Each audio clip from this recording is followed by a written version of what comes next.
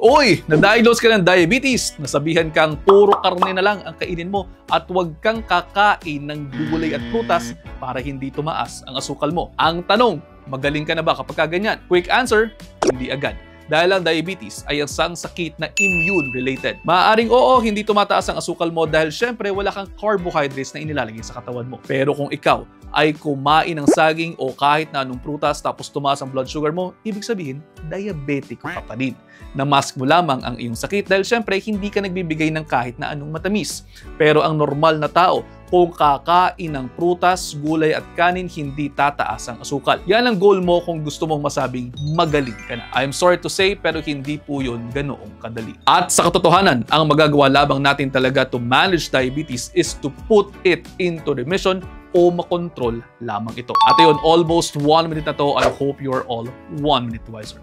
Pakipusuan kung may natutunan at please mag-follow ka na rin naman. See you ulit next time. Ingat!